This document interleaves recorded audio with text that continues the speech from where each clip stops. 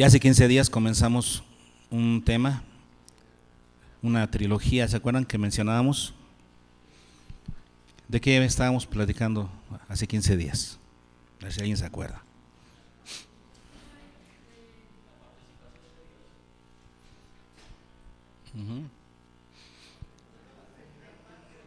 El tema es la Trinidad en la salvación, según Efesios 1, del 3 al 14. La participación de la Trinidad en la salvación. Y la semana antepasada vimos la parte 1, que estableció la participación del Padre en la salvación de la humanidad, la participación del Padre.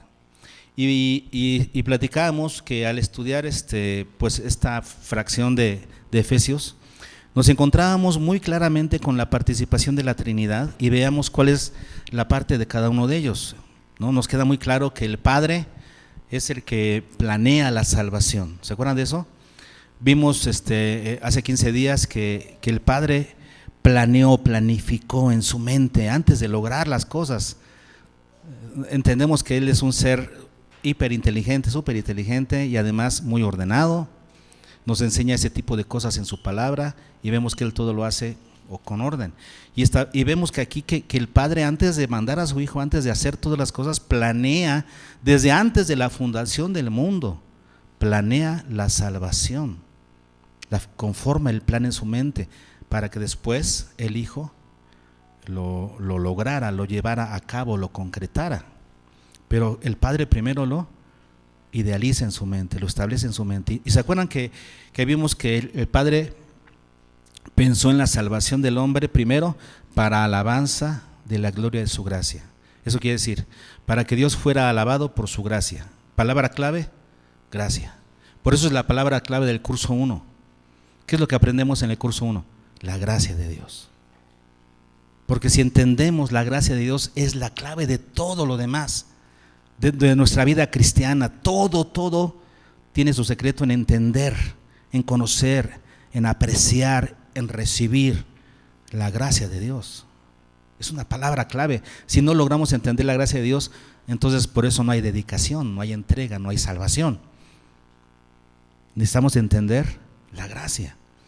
Entonces el Padre pensó primero toda la humanidad, y principalmente los que crean en mí o en Jesucristo, en mi Hijo Jesús, ellos deberán alabar al Padre por la gracia, para alabanza de su gloriosa gracia. El Padre debe ser alabado por su gracia, es lo que pensó primero. Debo ser alabado por la gracia. Luego, ¿qué más vimos? Por la predestinación. La predestinación es parte de su plan. Él estableció, voy a poner un horizonte nuevo enfrente de ellos. ¿Cuál es ese horizonte nuevo? Ya ni se acuerdan, ¿verdad? Ser adoptados hijos suyos. Ese es el nuevo horizonte que no existía para la humanidad. Pero el Padre pensó, voy a poner un nuevo horizonte enfrente de ellos, que sean mis hijos. Acuérdense que estamos hablando apenas del plan. El Padre está estableciendo un plan. Ellos deben llegar a ser mis hijos. No solamente mis criaturas, no, mis hijos. Después nos escogió, y acuérdense que al escoger implica que hay un propósito. Nos escogió ¿para qué? Para ser santos y sin mancha delante de Él. Dentro de su plan, Él pensó, voy a escogerlos con un propósito claro. Que lleguen a ser santos y sin mancha. ¿Por qué? Porque si no, no podrían estar delante de mí. Si no son santos y sin mancha, no pueden estar delante de mí. Dentro del plan de Dios era que sean santos y sin mancha. Y después, bendecirlos con toda bendición espiritual. Esta humanidad, yo los quiero bendecir con toda bendición espiritual en los lugares celestiales. Esto era el plan de Dios. Qué precioso plan, qué glorioso plan. La labor del Padre en la salvación es la planeación. Después viene el Hijo. La labor del Hijo, ¿cuál fue? Llevar a cabo ese plan, concretar ese plan, que fuera posible ese plan para nosotros. Sin Cristo, sin la obra de Cristo, ese plan de Dios se hubiera quedado solamente en un plan, en un proyecto. Pero el Hijo lo vino a concretar. Y luego lo que veremos la próxima semana, el Espíritu Santo lo vino a aplicar a los corazones nuestros. Hoy veremos entonces la participación del Hijo dentro de la salvación. ¿Ok? ¿Estamos listos? Efesios.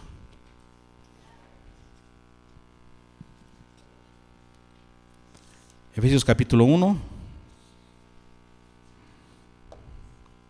Y ahí vamos a estar trabajando en estas 3 semanas, la antepasada, hoy y la próxima, en este pasaje. Y deseamos para poder hablar del Hijo y de la participación del Hijo dentro de la salvación, tenemos que seguir hablando del Padre. Porque el Padre es el que tiene toda la preeminencia, ¿no? Dentro de la administración de la Trinidad. Ellos eligieron que así fuera. Dentro de la administración de la Trinidad, el Padre tiene toda la preeminencia. Y entonces el Padre estableció algo, se propuso en sí mismo algo. Vean lo que dice versículos 9 y 10. Dándonos a conocer el misterio de su voluntad, según su beneplácito, el cual se había propuesto en sí mismo, y está hablando del Padre. ¿Qué es lo que el Padre se propuso en sí mismo? De reunir todas las cosas en Cristo. Entonces, el Padre planeó, como lo que ya vimos al inicio, planeó que su alabanza, su gracia fuera alabada, que fuéramos sus hijos, que fuéramos santos y sin mancha, y que fuéramos bendecidos con toda bendición espiritual. Eso lo planificó Él, pero luego dijo, ¿y cómo lo voy a hacer? Todo lo voy a hacer a través de Cristo, en Cristo. Voy a reunir todas las cosas, las voy a reunir en Cristo. Es parte del plan del Padre. Todo reunirlo en Cristo. Vamos a ver la evidencia bíblica de todo esto, ¿no? En un momento, pero es que desde un inicio así fue pensado por el Padre desde antes de la fundación del mundo. Colosenses 1:16 nos dice que todo fue creado por medio de Él y, claro, todo fue creado por medio de Él y para Él. Así fue establecido desde un principio. Pero ¿qué sucedió? Que Satanás, al meter el pecado en el mundo, quiso trastocar, echar por tierra esta meta divina de que todo fuera reunido en Cristo. Quiso trastocar esta situación, pero ¿qué sucede? Cristo con su obra, lo que sucede es que Jesús con su obra, el Padre está logrando esos propósitos paso por paso. Y si no, vean, analicemos los versículos 9 y 10 otra vez, con más calma. Dice que el Padre, dándonos a conocer el misterio de su voluntad. Era un misterio. Acuérdense que Pablo utiliza esta palabra para referirse al Evangelio. El Evangelio era un misterio que había estado oculto por los siglos, pero ahora manifestado en los últimos tiempos. Y cuando el apóstol Pablo utiliza el término los últimos tiempos, no se refiere a los últimos tiempos. Para él los últimos tiempos, ¿cuáles son? Cuando Cristo vino. Cuando Jesús vino, dice, en estos últimos tiempos, el Padre ya nos reveló ese misterio. ¿A través de quién? De Cristo. Era un misterio oculto por los siglos, pero ahora revelado para nuestro beneficio. Entonces, dice aquí, eso mismo, dándonos a conocer el misterio de su voluntad, según su beneplácito. ¿Qué significa beneplácito? Algo que para él estaba bien, su buen propósito, su buen deseo, su buena manera de pensar. De hecho, la palabra beneplácito en español, la traducción de esa palabra en el diccionario significa aprobación, pero la palabra griega que se utiliza aquí significa buen pensamiento, buena manera de pensar. Entonces, Dios, según su beneplácito, según su buena manera de pensar, Él siempre piensa cosas buenas para nosotros, siempre. aunque nosotros no lo creamos. Entonces dice ahí, según su beneplácito, el cual se había propuesto. Entonces, según esa buena manera de pensar, Dios se propuso algo. Y lo está logrando, ¿cómo? Bueno, dice ahí, después de reunir todas las cosas en Cristo, dice, en la dispensación del cumplimiento de los tiempos. Dios está logrando ese propósito de reunir todas las cosas en Cristo de acuerdo a la dispensación del cumplimiento de los tiempos. Eso quiere decir, Dios tiene todo perfectamente planeado. Ahorita va esto y después va esto y antes de esto fue esto. Dios tiene todo perfectamente planeado. ¿Para qué? Para que todas las cosas sean reunidas en Cristo. A Dios no se le escapa nada, nada, absolutamente nada. Y todo lo que sucede en la historia de la humanidad desde un inicio y sucederá, todo tiene un propósito: reunir todas las cosas en Cristo Jesús. ¡Qué tremendo! Según el plan de Dios, según la dispensación del cumplimiento de los tiempos, podemos decir entonces que todo lo que ha pasado, todo lo que ha sucedido en el pasado, ha logrado abonar algo a que se cumpla ese propósito, a que Cristo, a que todas las cosas se reúnan en Cristo. Y todo lo que falta, ¿ya?, así sucederá. Vamos a verlo. Hablando en términos de la salvación, estamos en Efesios 1, ¿verdad? Vamos a ver lo que ya aportó la historia de la salvación para lograr este propósito del Padre, de que todas las cosas sean reunidas en Cristo. ¿Está bien? Dice el versículo 3: bendito sea el Dios y Padre de nuestro Señor Jesucristo, que nos bendijo con toda bendición espiritual en los lugares celestiales, ¿qué? En Cristo. No podríamos ser bendecidos en los lugares celestiales sin Cristo. Es en Cristo, ¿se dan cuenta? Versículo 4. Según nos escogió, ¿qué? En Él. Fuimos escogidos ¿en quién? En Cristo, antes de la fundación del mundo, para que fuésemos santos y sin mancha. No podríamos ser santos y sin mancha sin Cristo. Versículo 5. En amor, habiéndonos predestinado para ser adoptados hijos suyos por medio de Jesucristo. ¿Se dan cuenta? Versículo 6. Para alabanza de la gloria de su gracia, con la cual nos hizo aceptos en el amado. Solamente en el amado, que es Jesús, es que nosotros podemos ser aceptos delante de Dios. Versículo 7. En quien tenemos redención. ¿En quién? ¿De quién está hablando aquí? En Cristo. Versículo 11. En Él asimismo tuvimos herencia. En estos versículos, en este párrafo, podemos notar esto que evidencia, ¿no? Que el Padre, en todo lo que es la obra de la salvación, puso a Jesús adelante, lo exaltó, reunió todas las cosas, todas las bendiciones espirituales son en Cristo. Ahí está la evidencia, ¿no? El Padre decidió hacer todo esto posible a través de Jesús. Y sin Jesús, nada de todos sus proyectos, nada de todas sus bendiciones de gracia, nada hubiera sido posible sin Cristo. Así lo decidió ¿quién? El Padre. Voy a reunir todas las cosas en Cristo. Así es que podemos decir que en el pasado ya fue posible, ya se aportó para este propósito divino. Y en lo que falta de la historia de la humanidad, podemos decir, según lo dice aquí en la dispensación del cumplimiento de los tiempos, se dice aquí de los que están en los cielos y en la tierra. O sea, tanto las cosas que suceden en el cielo como las cosas que suceden en la tierra, todo va a seguir aportando para que todo sea reunido en Cristo. Y lo podemos ver, por ejemplo, en los escritos apocalípticos, en los escritos que hablan del futuro, podemos ver que la preeminencia está en Jesús. El cumplimiento de los eventos futuros, en donde podemos ver que Jesús es la figura central de la revelación. Jesús es la figura central del Apocalipsis. Él es el que abre los sellos, Él es el que gana batallas, Él es el que es alabado y exaltado. Así es que en lo que ya pasó y en lo que falta por pasar dentro de la historia de la humanidad, ¿verdad? Todas las cosas van a ser en Cristo, para gloria de Cristo.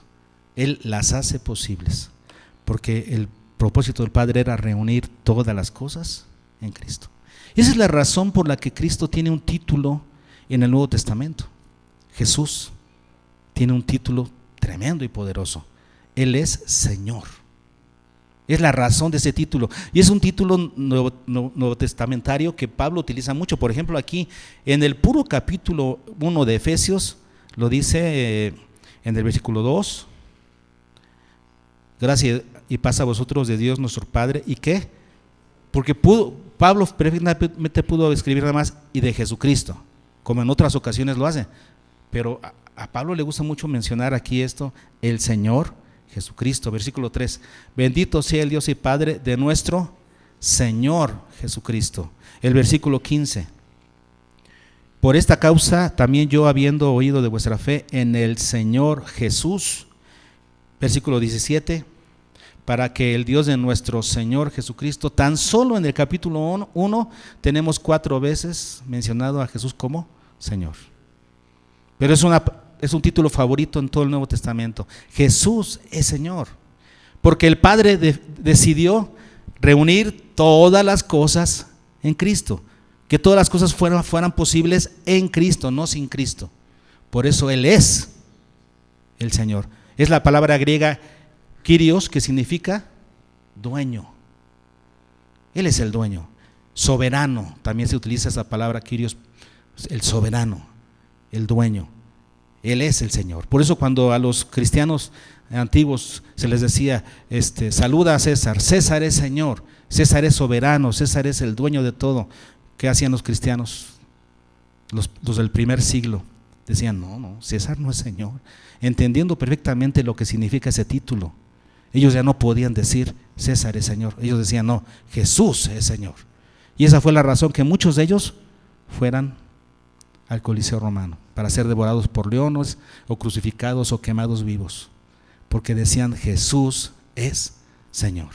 Hermanos, esta es una declaración que nosotros debemos tener en cuenta, y no solamente para declararla de labios para afuera, sino para creerla, para vivirla. Jesús es Señor. Según el plan del Padre, Él tenía que ser el Señor, y Él lo es. Es más, es un título que Jesús conocía que le estaban poniendo, que Él debía recibir, y lo acepta. ¿Quieren saberlo? Mateo 22.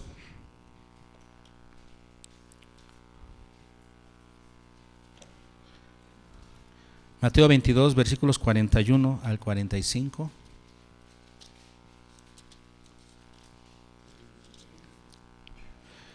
Dice, y estando juntos los fariseos, Jesús les preguntó diciendo, ¿qué pensáis del Cristo?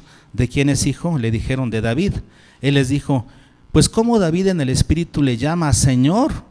Diciendo, dijo el Señor a mi Señor, siéntate a mi derecha hasta que ponga a tus enemigos por estrado de tus pies.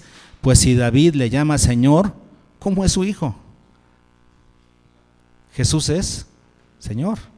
¿Cómo le llamaban hijo de David? Bueno, sí era el hijo, era de la descendencia de David, pero Jesús está aquí poniendo aquí las cosas en orden. Jesús es superior a David. Él es el Señor. Lucas 19, 31.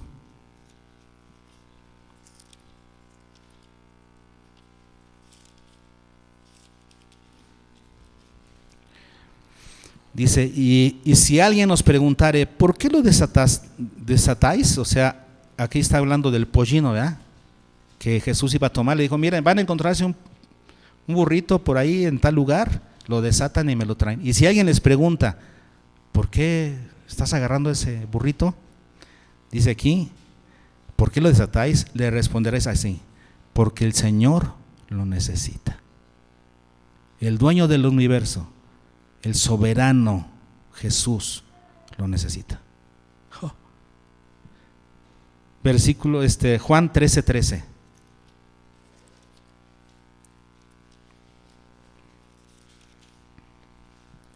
Vosotros me llamáis Maestro y Señor, y decís bien, porque lo soy. Ahí está como ese título era recibido por Jesús y aprobado. Él es el Señor. Es un título que Él recibe y que repito, los escritores del Nuevo Testamento lo entendieron perfecto. Sí, el Padre decidió, planificó reunir todas las cosas en Cristo para que Él fuera el Señor. Él es el Señor de la iglesia. Él es nuestro Señor. ¿Ok? ¿Hasta aquí bien? Ahora, esto tiene que ver con el cumplimiento del plan del Padre. Dentro del plan del Padre quería que Jesús tuviera esa preeminencia. Sin embargo, Jesús se la tenía que ganar. Fíjense bien, no en términos divinos. Él es el Hijo de Dios, eterno, digno de exaltación y de alabanza, igual que el Padre y que el Espíritu Santo.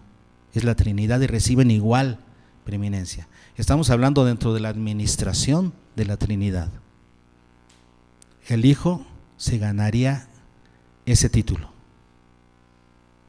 a través de su obediencia en la cruz. Duro, pero así tenía que ser. El Hijo de Dios eterno no tenía que demostrar nada. Él era el Hijo de Dios y merece toda la alabanza y la honra. Por causa de nuestra salvación se hizo hombre, y como hombre tuvo que ser obediente hasta la muerte para ganarse ese privilegio.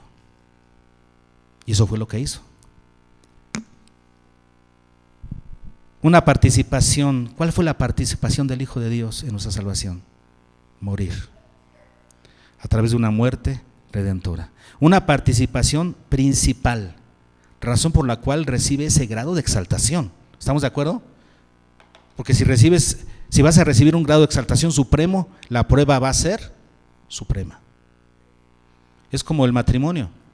El matrimonio es la relación más difícil que pueda existir sobre la tierra.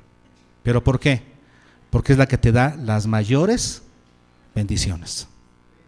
Es la relación más preciosa, la más completa, la que te da más. Por supuesto que debe ser la que más te exige, ¿no?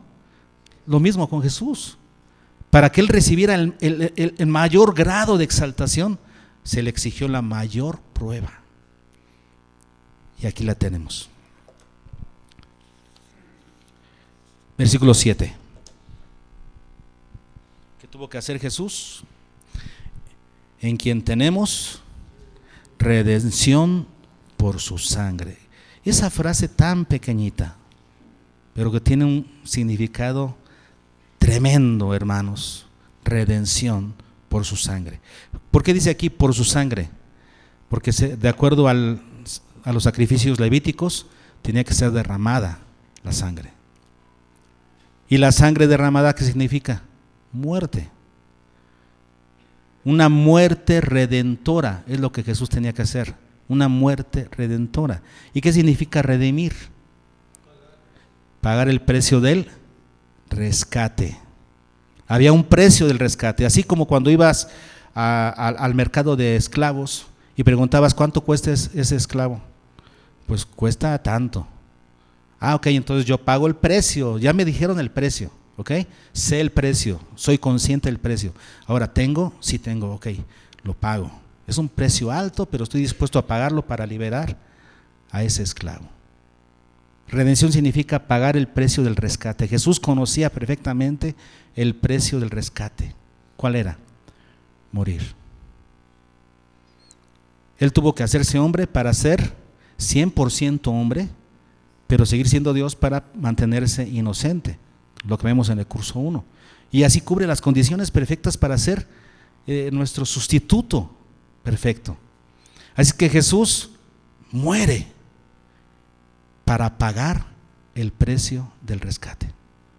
Ese es el significado, que pudiera parecer sencillo, pero hermanos, es que esto lo es todo. Diríamos, la redención, hermanos, no es uno de los beneficios de la cruz. No, este es el beneficio de la cruz. Es el beneficio, la redención. Sin la redención, nada de lo demás tiene lugar. Ni la santificación, ni la justificación, ni la adopción, nada, ningún otro término teológico, hermanos, tiene significado sin la redención. La redención no es uno de los beneficios, es el beneficio por excelencia de la cruz. Jesús murió para pagar el precio de tu rescate y del mío. Porque pagó ese precio, Él puede darnos un beneficio. Dice aquí, el perdón de pecados. El perdón de pecados que no es algo gratuito, ¿eh? No es que sea algo que no costó. Jesús puede perdonar tus pecados porque pagó el precio. Hay una parábola del Señor Jesús, la de los dos deudores, que se encuentra en Mateo 18, que vamos a tomar un poquito de esa, la mitad diríamos de esa parábola para explicar un poquito más y darle un poquito más de realce al significado de la redención, ¿no?, para nosotros. En Mateo 18, 23.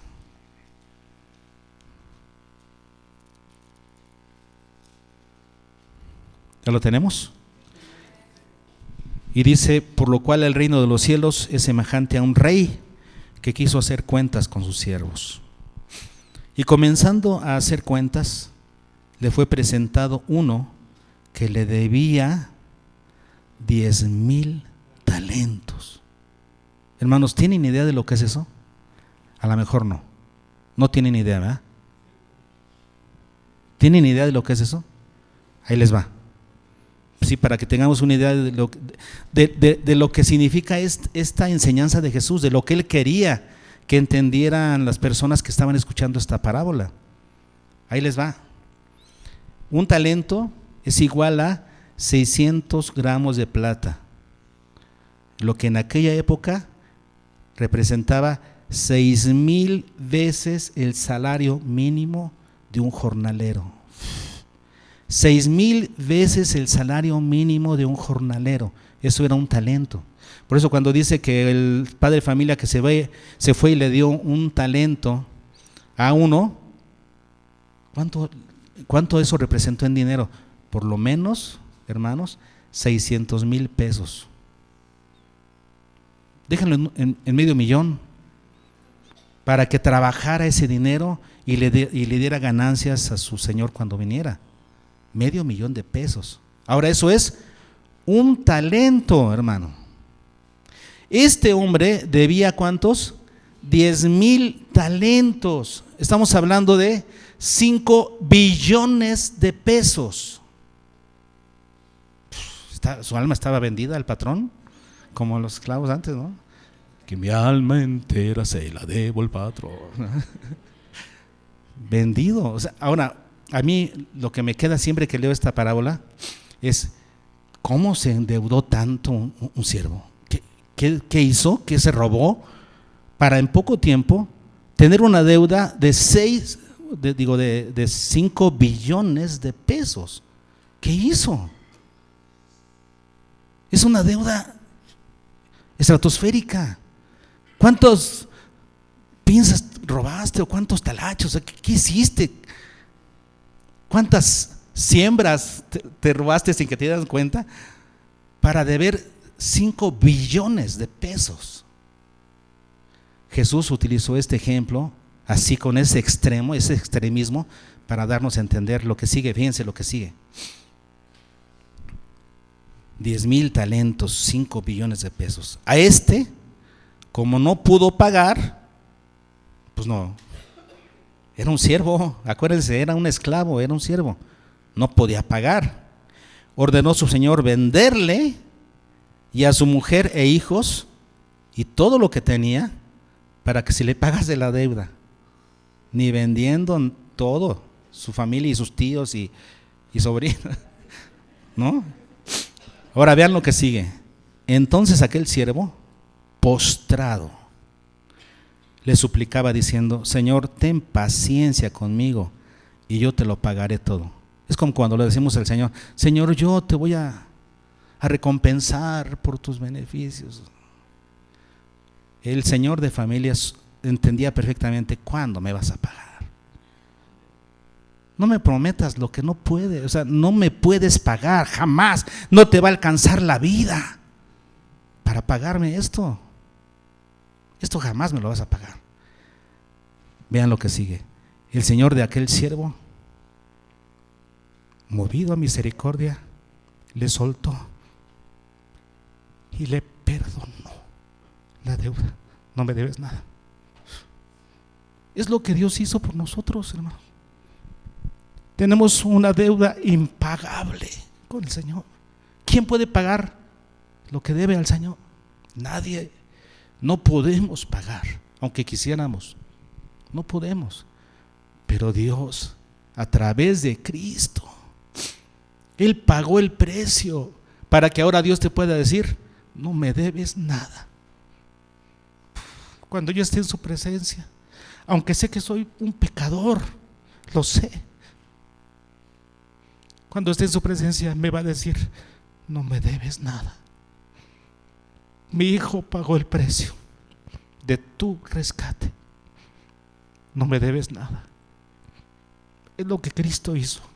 Ese es el significado glorioso de la cruz, hermano, que todo el mundo debería conocer. Esta gracia inmerecida es lo que todos deben saber. Es el significado de la cruz, hermano. Como decíamos, la redención no es uno de los significados, es el significado por excelencia de la cruz. Y entonces, hermanos, gracias a la redención de Jesús, el Padre nos puede ofrecer finalmente lo que tenía planeado. El Padre lo planeó, pero no era posible aún. No era posible aún hasta que vino Jesús. Y Jesús lo hizo posible. Ahora sí, el Padre puede cumplir lo que nos prometió. El Padre puede ofrecernos lo que planeó para nosotros, hermanos. El perdón de pecados, dice aquí. ¿Y qué más? Bueno, recordemos, hermanos, recordemos los beneficios de la salvación que el Padre planeó para nosotros. Versículo 3, ¿cuál era? Ser bendecidos con toda bendición espiritual en los lugares celestiales. Ese era el plan de Dios, bendecirnos con toda bendición espiritual en los lugares celestiales. Y ahora es posible, ¿por qué? Porque es en Cristo. Gracias a Cristo, si tú y yo hemos creído al Evangelio, hermanos, hemos sido bendecidos con toda bendición espiritual. No nos falta nada, estamos completos en Cristo, tenemos toda bendición espiritual. ¿Qué más? Versículo 4. Fuimos escogidos para ser santos y sin mancha delante de Él. Ahora, con la redención de Cristo y el perdón de pecados, podemos estar delante de Dios santos y sin mancha. Versículo 5. Nos predestinó para ser adoptados hijos suyos. Ahora en Cristo, por la redención, por el perdón de pecados, Dios nos puede llamar sus hijos. Ese deseo que tenía desde antes de la fundación del mundo, que por el pecado se vino a tierra. ¿Cuánto tiempo duró? ¿Cuántos miles de años estuvo el Padre esperando ese momento en el que podía llamarnos hijo? Este es un deseo de Dios. Él quería llamarnos sus hijos, quería adoptarnos sus hijos. En Cristo se logra, hermano. Él nos llama sus hijos. Versículo 6. En el amado es que somos hallados aceptos delante de Dios para alabanza de su gracia. Dios nos acepta en Cristo. Y ahora podemos vivir, lo cual es un privilegio, hermanos. Y así lo manejamos desde el curso 1. Vivir para la gloria de su gracia es un privilegio que se nos da a los hijos. Ahora yo vivo para su gracia, para la gloria de su gracia. Versículo 11. En él asimismo tuvimos herencia. Otro beneficio más, hermanos, que no habíamos platicado y que hoy vamos a platicar un poquito más a fondo. Dice aquí, en él asimismo tuvimos herencia. Veamos esto, ¿no? Porque cuando ustedes leen esto, tuvimos herencia, ¿qué entienden?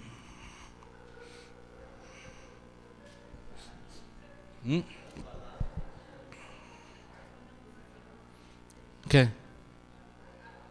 Un regalo que nos va a dar algo. Tuvimos herencia. ¿Cuál herencia? La salvación, estar con el Señor, las calles de oro y mar de cristal, las moradas que Él está preparando para, como que nos da esa idea, ¿no? Pues no. Ahí les da.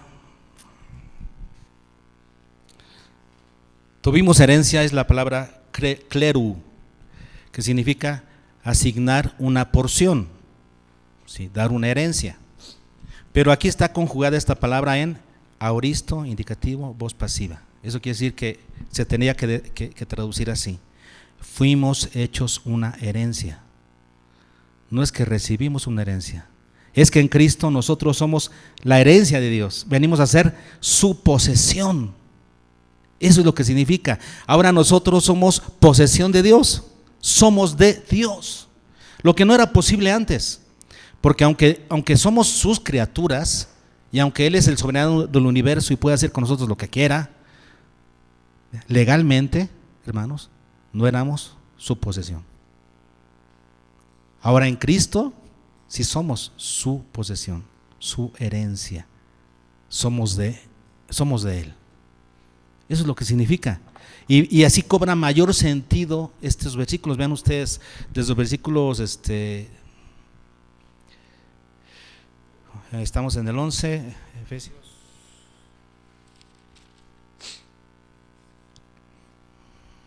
En el 11 dice, en Él asimismo tuvimos herencia. O sea, ya entendimos que es más bien, fuimos hechos su posesión, habiendo sido predestinados conforme al propósito del que hace todas las cosas según el designio de su voluntad. Dice aquí, habiendo sido predestinados. ¿Y para qué fuimos predestinados según el versículo 5? Para ser adoptados hijos suyos, para ser su posesión, ¿no? Tiene mucho que ver. Entonces, fuimos adoptados, fuimos predestinados para ser sus hijos. Luego dice aquí, conforme al propósito del que hace todas las cosas según el designio de su voluntad, a fin de que seamos para alabanza de su gloria, nosotros los que primeramente esperábamos en Cristo. Así es que tiene que ver con eso, con que ahora nosotros somos su posesión para que vivamos para alabanza de su gloria, para alabar su gracia, ¿no? Eso es lo que significa. Entonces no se refiere aquí a darnos una herencia, lo cual es cierto también, porque si somos hijos, somos herederos con Cristo, también es cierto, pero aquí se refiere no a recibir una herencia, sino a hacernos su herencia. Nosotros somos ahora, en Cristo, somos de Dios, somos posesión de Dios. Ok, conclusión. Hemos visto la labor del Hijo dentro del plan de salvación. Jesús con su muerte nos da redención. Jesús con su muerte nos redime, o sea, paga el precio de nuestro rescate. Y con eso nos da el perdón de pecados. Gracias a esta muerte redentora, nuestro Señor logra los beneficios, concreta los beneficios que el Padre tenía planeados desde antes de la fundación del mundo para nosotros. Él logra esos beneficios, los hace posibles. ¿Cuáles son? Bendecirnos en los lugares celestiales con Cristo, hacernos santos y sin mancha, adoptarnos como sus hijos, que fuéramos para su gloria, que fuéramos su posesión. Todos son beneficios que ahora son logros de Cristo. Por ello, Jesús recibe la más alta exaltación, según el Padre lo había propuesto en sí mismo y lo había planeado. Reunir todas las cosas en Cristo para que Él fuera llamado Señor. Esta es la participación del Hijo dentro de la salvación del hombre. Cristo merece, hermanos, toda la gloria, todo el señorío, no solo por lo que es, sino por lo que hizo. Así es que toda nuestra lealtad y nuestra alabanza debe ser para el Hijo de Dios, para Cristo. Vamos a ponernos de pie a alabarle.